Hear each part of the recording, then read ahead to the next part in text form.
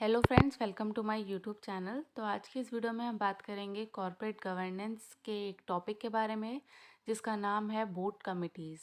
Board committees आपका unit number 2 के अंदर आता है।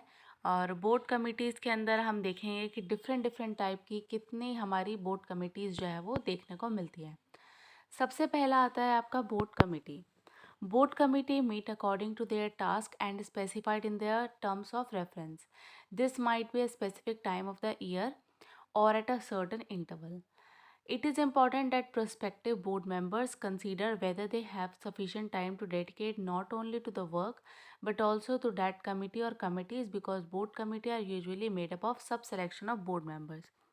अब यहाँ पे बात की जाती है, जो आपकी बोर्ड कमिटीज़ होती है ना, वो आपके अलग अलग बोर्ड मेंबर्स को मिला के बनाई जाती है, जिसको हम बोलते हैं बोर्ड कमेटी।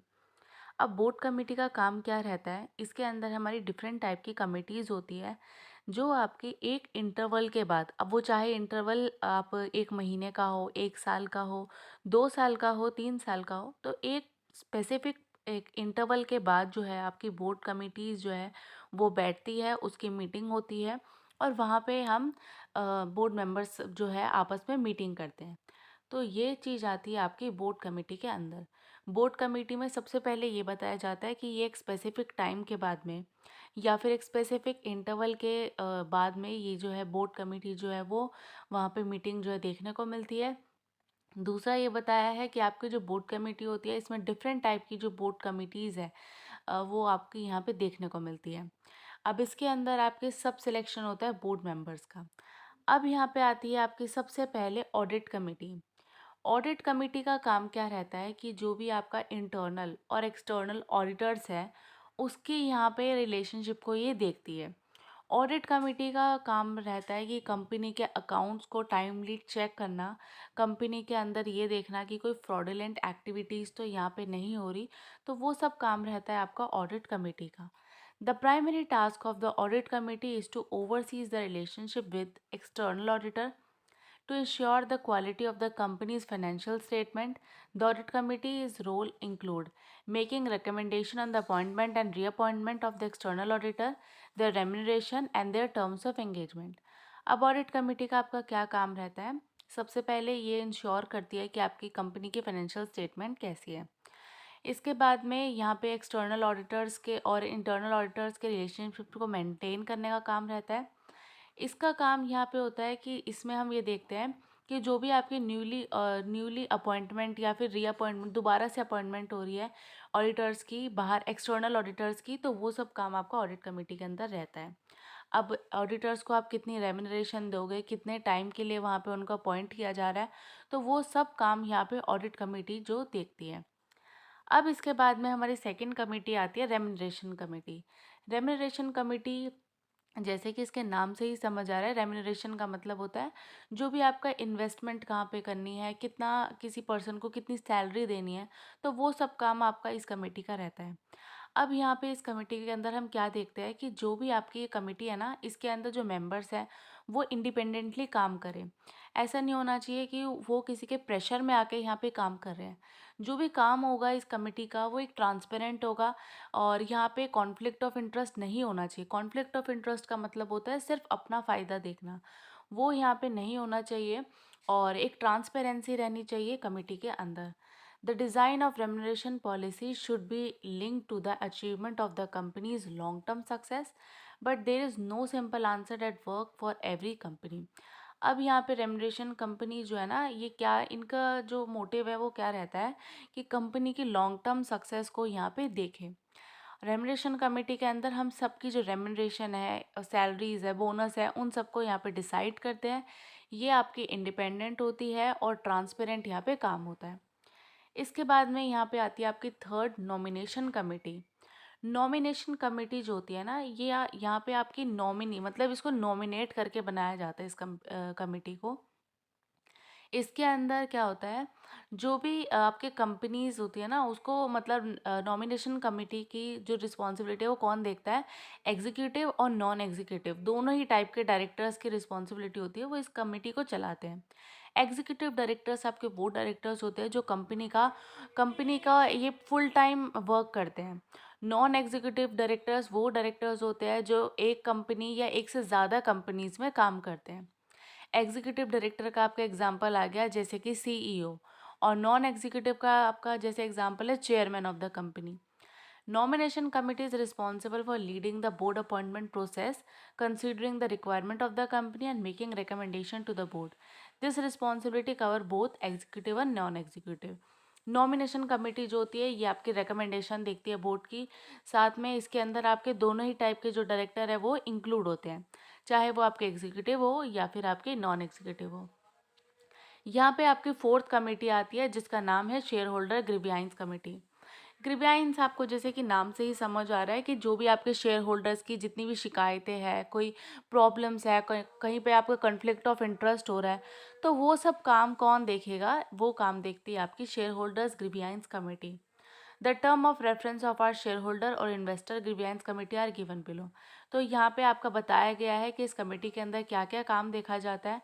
फर्स्ट आता है आपका efficient transfer of share including review of cases for refusal और ट्रांसमिशन। अब यहाँ पे आपका इस कमेटी में देखा जाता है कि एफिशिएंटली ट्रांसफ़र ऑफ शेयर देखा जाता है कि जितना हम शेयर ट्रांसफ़र कर रहे हैं वो ठीक कर रहे हैं या ज़्यादा तो नहीं कर रहे, तो ये काम होता है। सेकंड होता है यहाँ पे ये रिड्रेसल करता है कोई भी कंप्लेंट है इन्वेस्टर्स की, शेयर होल्डर्स की, तो वो सब कंप्लेंट्स जो है वो कौन सुनता है? शेयर होल्डर्स ग्रीवियंस कमेटी का काम होता है। अब वो कंप्लेंट्स जो है वो चाहे रिव्यू हो, बैलेंस शीट हो, non receipt of declare dividend हो, तो वो सब काम यहाँ पे शेयर होल्डर ग्रीवियंस कमेटी का रहता है। थर्ड में बताते हैं issue of duplicate split consolidated share certificate, वो सब काम आ जाएगा। Review for cases for refusal of transfer और transmission of share debenture, reference to statutory and regulatory authorities including investor grievance and otherwise. तो ये सब काम रहता है आपके शेयर होल्डर ग्रीवियंस कमेटी के। यहाँ पे जितनी भी आपकी शिकायतें होती है ना इन्वेस्टर्स की या फिर शेयर होल्डर्स की, तो वो सब हम इस कमेटी के अंदर इंक्लूड करते हैं। इसके बाद में आता है आपका रिस्क कमेटी। रिस्क कमेटी जो होता है इसका काम क्या रहता है? The committee comprise a minimum of 3 independent non executive director as well as CEO, chief executive and financial director. अब यहाँ पे बोला जाता है कि जो आपकी रिस्क कमेटी होती है ना, इसके अंदर आपके 3 इंडिपेंडेंट नॉन एग्जीक्यूटिव डायरेक्टर होने चाहिए। नॉन एग्जीक्यूटिव डायरेक्टर मैंने आपको भी पहले भी बताया है, ये वो डायरेक्टर होते हैं जिनके ऊपर ये होल टाइम डायरेक्टर नहीं होते, मतलब इनके ऊपर एक कंपनी की ही रिस्पॉन्सिबिलिटी नहीं है, ये एक से ज़्यादा कंपनीज में काम कर रहे होते हैं। अब नॉन एग्जीक्यूटिव डायरेक्टर भी आते हैं आपकी रिस्क कमेटी में, उसके साथ में आपके चीफ एग्जीक्यूटिव हो गए, फाइनेंशियल डायरेक्टर हो गए, तो उन सबको मिला के आपकी रिस्क कमेटी जो है बनाई जाती है। रिस्क कमेटी का काम क्या रहता है? Members of this committee are individual with risk management and skill and experience. अब यहाँ पे हम इनका काम रहता है कि रिस्क को मैनेज करके चलना है, रिस्क मैनेजमेंट देखना है, स्किल्ड और एक्सपीरियंस्ड जो लोग हैं उनको यहाँ पे इस कमेटी में हमें रखना है। इसके बाद में आती है आपकी नॉमिनेशन कमेटी, इसको हमने अभी पहले भी कवर किया है। नॉमिनेशन कमेटी जो होती है इसका प्राइमरी रोल क्या रहता है? Board by identifying prospective directors and make recommendation on appointment to the board and senior most level of executive management below the board. The committee also clear succession plan for these level. Nomination committee में जैसे कि मैंने अभी आपको पहले भी बताया है, इसके अंदर आपके एग्जीक्यूटिव और नॉन एग्जीक्यूटिव डायरेक्टर उनको मिला के ये कमेटी जो है बनाई जाती है। इनका काम क्या रहता है कि जो भी आपकी रिकमेंडेशंस आ रही है ना अपॉइंटमेंट की, तो वो सब यहाँ पे अप्रूवल कौन करता है? Nomination committee. इसके बाद में आती है यहाँ पे corporate governance committee. Corporate governance committee यहाँ पे आपकी इम्पॉर्टेंट कमेटी है। ये कमेटी जो है इसका काम क्या रहता है? Together with the audit and compensation committee, the nominating corporate governance committee round put the 3 standing committee of a public company's board of director. It play a critical role in overseeing matters of corporate governance for the board, including formulating, recommending principle and policies as its name imply. These committees charged with enhancing the quality of nominee to the board and ensuring the integrity of nominating process. Corporate governance committee जो होती है ना, ये आपकी three tier committee भी इसको बोलते हैं हम। इसके अंदर आपकी 3 स्टैंडिंग कमिटीज़ रहती हैं। साथ में इसके अंदर हमें ये बताया जाता है कि इस कमेटी का क्या काम रहता है। इसमें हम फॉर्मुलेशन देखते हैं, रिकमेंडेशन देखते हैं, गवर्नेंस पॉलिसीज़ का, प्रिंसिपल्स का, और इस कमेटी का काम रहता है कि जो भी हमने नॉमिनी किया ना बोर्ड को, उनकी इंटीग्रिटी को देखना, नॉमिनेटिंग प्रोसेस को चेक करना, तो वो सब काम आपका रहता है कॉर्पोरेट गवर्नेंस कमेटी का। इसके बाद में आता है आपका corporate compliance committee. The primary objective of the compliance committee is to review, oversee and monitor. सबसे पहले रिव्यू करते हैं, उसको दोबारा से चेक करते हैं, मॉनिटर करते हैं, मतलब टाइमली उसको चेक करना। The company compliance with applicable legal and regulatory requirement. तो कंप्लाइंस में हम क्या देखते हैं कि जो भी हमने अपॉइंटमेंट्स वगैरह की है वो लीगली होना चाहिए और रेगुलेटरी रिक्वायरमेंट्स को फुलफिल करना चाहिए। दूसरे पॉइंट में आता है the company policies, program, procedure to ensure compliance with relevant laws, the company code of conduct, other relevant standard. तो अब इसमें हमें देखते हैं कि इसमें आपका इंश्योर करना चाहिए कि उसमें रेलिवेंट लॉज को फॉलो किया गया है, कंपनी के कोड ऑफ कंडक्ट को वहाँ पे अच्छे से फुलफ़िल किया गया है और अदर रेलिवेंट स्टैंडर्ड्स को भी वहाँ पे फुलफ़िल किया गया है। थर्ड आता है the company efforts to implement legal obligation arising from settlement agreement and other similar documents, perform any other duty as are directed by the board of director of the company. कोई भी duties perform करना है तो वो सब काम भी यहाँ पर कॉर्पोरेट कंप्लाइंस कमेटी का रहता है। इसके बाद में आता है आपका लास्ट जो आती है आपकी एथिक्स कमेटी।